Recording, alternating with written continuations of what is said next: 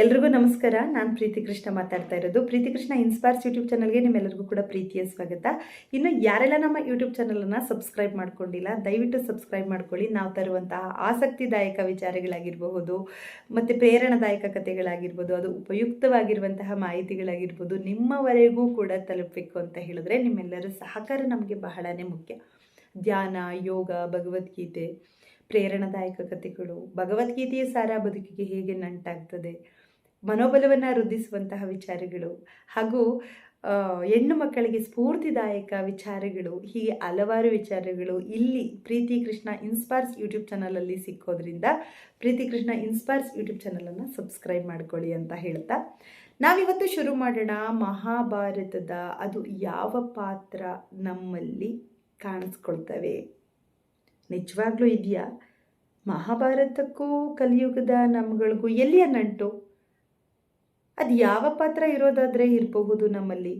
ಇದೆಲ್ಲ ವಿಚಾರಗಳನ್ನು ಇವತ್ತು ತಿಳ್ಕೊಳ್ಳೋಣ.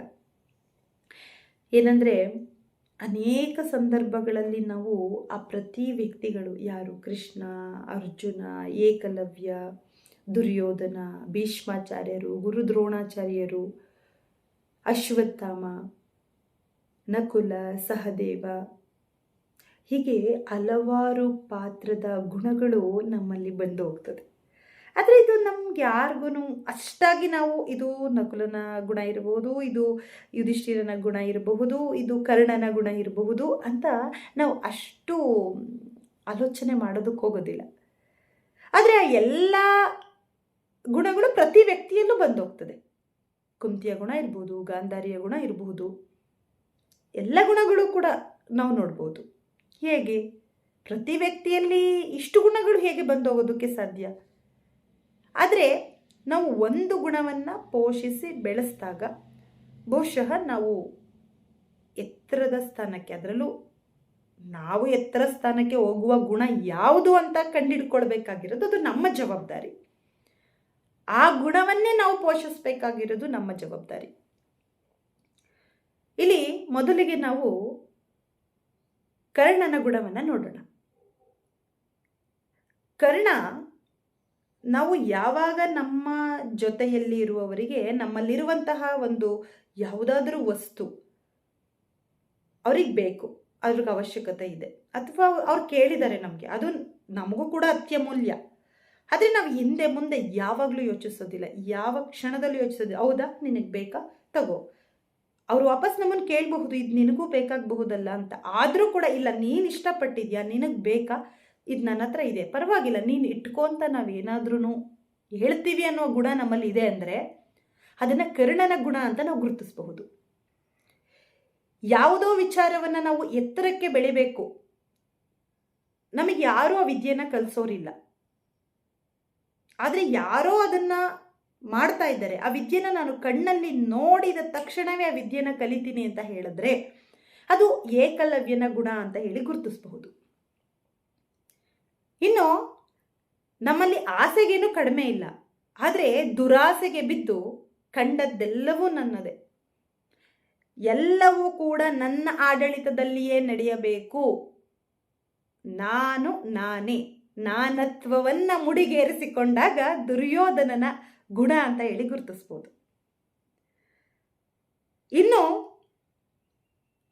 ಧೃತರಾಷ್ಟ್ರನ ಗುಣ, ಕಣ್ಣು ಕಂಡರೂ ಕಣ್ಣು ಕಾಣದಿದ್ದರೂ ಕೂಡ ಕೆಲವೊಮ್ಮೆ ನಾವು ಪುತ್ರ ವ್ಯಾಮೋಹಿಗಳಾಗೋಗ್ತೀವಿ, ಅಂದರೆ ಮಕ್ಕಳ ವ್ಯಾಮೋಹಿಗಳಾಗ್ತೀವಿ. ಅವ್ರು ಏನು ಮಾಡಿದ್ರೂ ಕೂಡ ಸರಿ, ಒಟ್ಟಿನಲ್ಲಿ ನನ್ನ ಮಕ್ಕಳು ಮಾಡ್ತಾ ಇರೋದೆಲ್ಲ ಸರಿ. ಆವಾಗ ನಾವು ಅದು ಕಣ್ಣು ಇದೆ ಅಥವಾ ಇಲ್ಲ ಅನ್ನೋದು ಬರೋದಿಲ್ಲ. ಯೋಚನಾ ಶಕ್ತಿಯನ್ನು ನಾವು ಇಲ್ಲಿ ಧೃತರಾಷ್ಟ್ರನ ಕಣ್ಣಿಗೆ ಹೋಲಿಕೆಯನ್ನು ಮಾಡಲಾಗ್ತದೆ. ಉತ್ತಮವಾಗಿ ನಾವು ಯೋಚಿಸದೇ ಇದ್ದಾಗ, ಕೆಟ್ಟತನಕ್ಕೆ ಆಸ್ಪದವನ್ನು ಹೆಚ್ಚು ಕೊಟ್ಟಾಗ ನಾವು ಧೃತರಾಷ್ಟ್ರನ ಗುಣ ಅಂತ ಹೇಳಿ ಅದನ್ನು ಗುರುತಿಸಬಹುದು. ಇನ್ನು ಭೀಷ್ಮಾಚಾರ್ಯರ ಗುಣ. ಭೀಷ್ಮಾಚಾರ್ಯರು ಶಂತನು ಮಹಾರಾಜರ ಮಗ.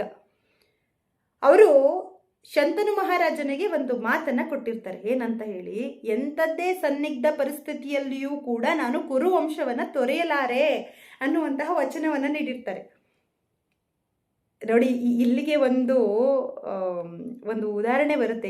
ಹಿರಿಕರು ಹೇಳಿರುವ ಗಾದೆ, ತುಂಬ ಸಂತೋಷದಲ್ಲಿದ್ದಾಗ ವಚನವನ್ನು ನೀಡಬಾರ್ದು, ತುಂಬ ದುಃಖದಲ್ಲಿ ಇದ್ದಾಗ ಯಾರಿಗೂ ಕೂಡ ನಾವು ಯಾವುದೇ ನಿರ್ಧಾರವನ್ನು ತೆಗೆದುಕೊಳ್ಬಾರ್ದು ಅಂತ. ಅದು ಭೀಷ್ಮಾಚಾರ್ಯರ ವಿಚಾರದಲ್ಲಿ ನಿಜ ಆಗಿರುತ್ತೆ. ಶಂತನು ಮಹಾರಾಜನಿಗೆ ಕೊಟ್ಟಂತಹ ಒಂದೇ ಒಂದು ವಚನ, ಕೌರವರು ಅಷ್ಟು ಕೆಟ್ಟ ಕೆಲಸಗಳನ್ನು ಮಾಡಿದ್ರು ಕೂಡ ಪಾಪ ಪಾಂಡವರು 100ಕ್ಕೆ 100 ಉತ್ತಮ ಗುಣಗಳನ್ನು ಬೆಳೆಸ್ಕೊಂಡು ಅವರು ಒಳ್ಳೆಯವರು ಅಂತ ಗೊತ್ತಿದ್ರೂ ಕೂಡ ಅವರ ಜೊತೆ ಹೋಗಿ ಭೀಷ್ಮಾಚಾರ್ಯರು ನಿಲ್ಲೋದಕ್ಕೆ ಆಗದೇಲೆ ಇರುವಂತಹ ಸನ್ನಿಗ್ಧ ಪರಿಸ್ಥಿತಿಯಲ್ಲಿ ಸಿಕ್ಕಾಕೋತಾರೆ. ಅವರಿಗಿಷ್ಟ ಪಾಂಡವರು ಮಾಡೋದೆಲ್ಲ ಸತ್ಯಗಳು, ಅವರಿಗೆ ಅವರ ತಾಳ್ಮೆ ಎಲ್ಲವೂ ಕೂಡ ಭೀಷ್ಮಾಚಾರ್ಯರಿಗಿಷ್ಟ.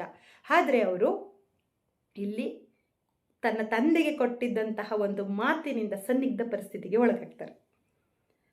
ಇನ್ನು ಗುರು ದ್ರೋಣಾಚಾರ್ಯರು, ಅವರು ಅಶ್ವತ್ಥಾಮನ ಸಲುವಾಗಿ ಪಾಂಡವರು ಅತ್ಯಂತ ಪರಮ ಶಿಷ್ಯರು. ಅವ್ರಿಗೆ ಸದ್ಗುಣಗಳನ್ನು ಬೆಳೆಸಿಕೊಂಡಂತಹ ಪಾಂಡವರು ಅಂದರೆ ಅಚ್ಚುಮೆಚ್ಚು. ಅದರಲ್ಲೂ ಅರ್ಜುನ ಅಂದರೆ ಹೇಳೋ ಮಾತೇ ಇಲ್ಲ. ಆದರೂ ಕೂಡ ಅವರು ಪಾಂಡವರೊಟ್ಟಿಗೆ ಹೋಗಿ ನಿಲ್ಲೋದಿಲ್ಲ. ಯಾಕೆ ಅಂತ ಹೇಳಿದ್ರೆ ಅವರು ಕೂಡ ಪುತ್ರವ್ಯಾಮೋಹಿ. ದ್ರೋಣಾಚಾರ್ಯರಿಗೆ ಪುತ್ರವ್ಯಾಮೋಹಿ ಅನ್ನುವಂತಹ ಒಂದು ಮಾತು ಕೂಡ ಇದೆ ಅವರಿಗೆ. ಯಾಕಂತ ಹೇಳಿದ್ರೆ ಅಶ್ವತ್ಥಾಮನ ಒಂದೇ ಒಂದು ಕಾರಣದಿಂದ ಅವರು ಕೌರವರೊಟ್ಟಿಗೆ ಯುದ್ಧಕ್ಕೆ ನಿಲ್ತಾರೆ. ಅಂದರೆ ಯುದ್ಧ ಮಾಡುವಾಗ ಅವ್ರ ಕಡೆ ನಿಲ್ತಾರೆ. ಅಂದರೆ ನಾನಿದನ್ನು ಯಾಕೆ ಹೇಳ್ತಾ ಇದ್ದೀನಿ ಅಂತಂದರೆ, ಕೆಲವೊಮ್ಮೆ ನಾವು ವ್ಯಕ್ತಿಗಳ ಇದಕ್ಕೆ ಅಂದರೆ ನಮ್ಮವರ ಒಂದು ಆಸೆಗೆ ಬಲಿಯಾಗಿ ಕೆಟ್ಟತನಕ್ಕೆ ನಾವು ಕೈ ಜೋಡಿಸ್ತಾ ಇರ್ತೀವಿ. ಆಗ ನಾವು ಅದನ್ನು ದ್ರೋಣಾಚಾರ್ಯರು ಗುಣ ಅಂತ ಹೇಳಿ ಕರಿಬೋದು. ಇನ್ನು ಈಗ ಹೇಳ್ತಾ ಹೋದರೆ ಅತಿ ಹೆಚ್ಚು ಗುಣಗಳನ್ನು ನಾವೆಲ್ಲ ನೋಡ್ಬೋದು. ನಮ್ಮ ಮುಂದೆ ಯಾವುದೇ ಕೆಟ್ಟ ಕೆಲಸಗಳು ನಡೆದರೂ ಕೂಡ ನಮಗೆ ರೋಷ ಬಂದ್ರೇನೂ ಕೂಡ ಧರ್ಮ, ತಾಳ್ಮೆ, ಸಹನೆಗೆ ನಾವೇನಾದ್ರೂ ಒಲಿದು ಬಿಟ್ಟಿದ್ವಿ ಅಂತ ಹೇಳಿದ್ರೆ, ನಾವು ಯಾವುದೇ ಪರಿಸ್ಥಿತಿಗೂ ಕೂಡ ಕೆಟ್ಟ ಪರಿಸ್ಥಿತಿಗಳು ನಮ್ಮ ಮುಂದೆ ನಡೆದರೂ ಕೂಡ ನಾವು ಅದೇ ಥರಕ್ಕೆ ನಡ್ಕೊಳಕ್ಕಾಗೋದಿಲ್ಲ. ಯಾಕಂದರೆ ನಾವು ಧರ್ಮವನ್ನು ಅನುಸರಿಸ್ತಿರ್ತೀವಿ, ಆಗ ಕುಂತಿ ಆಗ್ತೀವಿ.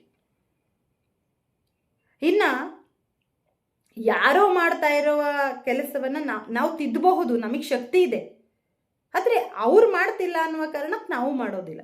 ಅಂದರೆ ತನ್ನ ಗಂಡನಿಗೆ ಕಣ್ಣು ಕಾಣದ ಒಂದು ಸಲುವಾಗಿ ಆತ ನೋಡದಲ್ಲಿರುವಂಥ ಪ್ರಪಂಚ ನಾನು ನೋಡೋದಿಲ್ಲ ಅಂತ ಹೇಳಿ ಗಾಂಧಾರಿ ಕಣ್ಣಿಗೆ ಬಟ್ಟೆಯನ್ನು ಕಟ್ಟಿಕೊಂಡು 100 ಮಕ್ಕಳನ್ನು ಅಡ್ಡದಾರಿಯಲ್ಲಿ, ಅಂದರೆ 100 ಮಕ್ಕಳನ್ನು, ತನ್ನ ಗಂಡು ಮಕ್ಕಳನ್ನು ಅಡ್ಡದಾರಿಯಲ್ಲಿ ಬೆಳೆಯೋ ಹಾಗೆ ಮಾಡ್ತಾಳೆ.